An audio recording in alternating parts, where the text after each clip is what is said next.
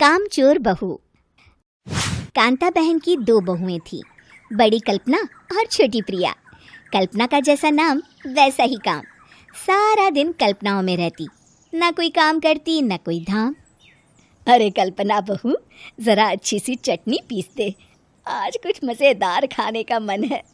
पेट में जलन हो जाएगी माँ जी बुढ़ापे में, और वैसे भी मेरा काम करने का वक्त शाम का है, अब प्रिया को ही बोल दो। इतना कहकर कल्पना वहां से चली जाती है। कांता कल्पना के ऐसे रवैये से काफी परेशान रहती हैं। मैं बना देती हूँ माँ चटनी, ऐसा बोलकर प्रिया माँ को चटनी बनाकर प्लेट में खाने को देती है कि तभी वहाँ कल्पना आ जाती है। अरे वाह चटनी, जरा चख कर तो देखूं, बड़े दिन हो गए। अरे नहीं बहू, तू तो रहने ही दे चटनी खाना, पेट में जलन हो जाएगी। इतना कहकर कांता और प्रिया दोनों हंसने लगते हैं। कल्पना सारा दिन या तो मोबाइल में यूट्यूब देखती या फिर सोती रहती। उसका कमरा भी बिखरा और गंदा रहता।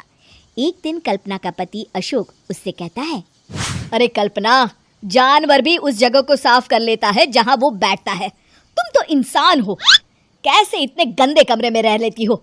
देखो सारा सामान यहाँ वहाँ बिखरा पड़ा है। ज्यादा अपनी माँ का बोल ना बोलो। हाँ, कमरा तुम्हारा भी तो है, गंदा लग रहा है तो साफ कर लो। पता नहीं तुम्हारे साथ मैं कैसे जिंदगी बिताऊंगा। इतना कहकर अशोक वहां से चला जाता है। कल्पना बस खाना खाने कमरे से बाहर आती और फिर से कमरे में चली जाती। इससे कांता बहन काफी परेशान रहती। एक दिन प्रिया कांता से कहती है, माँ, मैं सारा दिन काम करके थक जाती हूँ, आप कल्पना दीदी से कहिए ना कि सुबह और शाम का काम बांट ले, मैं तो अब सिर्फ एक वक्त का ही काम करूँगी। हाँ। अरे तू वो भी ना करना, एक बहू तो कामचोर थी ही, दूसरी भी आ गई काम ना करने के बहाने लेकर। तभी वहाँ प्रिया का पति रमेश आ जाता है। माँ, मैं देख रहा हूँ भाभी कोई काम नहीं करती, प्रिया सारा दिन घर और रसोई का काम करती है, अब कुछ करो ना माँ। कांता मन में कुछ सोचती है और कल्पना के पास जाती है। कल्पना फोन पर मेकअप करना देख रही होती है। कल्पना, तुम सारा दिन बस मोबाइल देखती हो, घर का कोई काम भी कर लिया करो। प्रिया सारा दिन काम करके थक जाती है, आज से मैंने फैसला किया है, एक वक्त का काम तुम करोगी, सुबह का खाना तुम बनाओगी और रात का प्रिया। आप लोगों ने काम को हव्वा बना रखा है।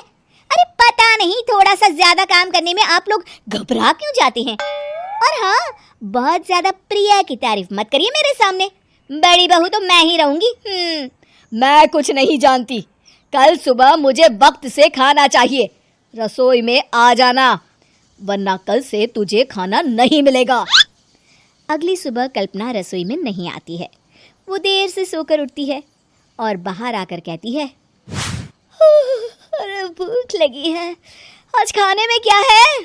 इतनी देर हो गई, आज किसी ने मुझे उठाया भी नहीं, पता नहीं कहाँ है सब। कल्पना को घर में कोई नहीं दिखता। वो रसोई की तरफ जाती है जहाँ बड़ा सा ताला लगा होता है। अरे रसोई में ताला! ओ, मैं तो भूल ही गई थी। माँ ने आज से सुबह का खाना मुझे बनाने को कहा था। हे भगवान, इतने लोगों का खाना बनाना क्या आसान है? तभी घर के सारे सदस्य बाहर से वापस आते हैं। वाह माँ जी, मजा आ गया छोले भटूरे खाकर। मेरे मुंह में तो अभी भी स्वाद आ रहा है। अरे कल्पना, तेरे भरोसे रहते तो हम तो भूखे ही रह जाते। कल्पना को बहुत गुस्सा आ जाता है। अब बहुत हो गया, आज से मैं अपनी रसोई अलग कर रही हूँ, मैं अपना खाना खुद बना लिया करूँगी। कल्पना अपनी रसोई अलग कर लेती है, पर आए दिन उसका देर से उठना और काम न करने की आदत से वो भूखी ही रह जाती थी। उसी के सामने घर के लोग अच्छे अच्छे पकवान खाते और कामचोर कल्पना को जैसे तैसे ही खाना बनाकर खाना पड़ता। पर एक दिन तो हद ही हो गई। माँ, दीदी आज सुबह से कमरे से बाहर नहीं निकली, हमें जाकर देखना चाहिए। सो रही होगी कामचोर कहीं की, पर तुम कहती हो तो चलो देख लेते हैं उसे। कल्पना कमरे में पेट पकड़कर बैठी होती है। हाय मेरा दर्द, पेट दर्द के मारे मर रही हूँ मैं।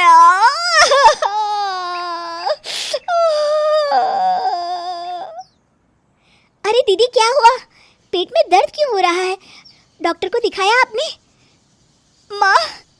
कल्पना खड़ी होती है और माँ जी के पास आती है।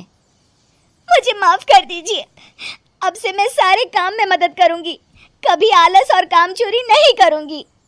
हाँ हाँ, वो तो ठीक है, लेकिन अचानक क्या हो गया जो तू काम करने को तैयार हो गई? काम चोर कल्पना। माँ, लगातार बासी और उल्टा पुल्टा खाना खाने के कारण मेरे पेट में इन्फेक्शन हो गया है। काम ना करना पड़े इसलिए मैं 2 दिन का खाना एक दिन ही बना लेती थी। बासी और खराब खाना खाने के कारण लेने के देने पड़ गए। पेट में दर्द हो रहा है।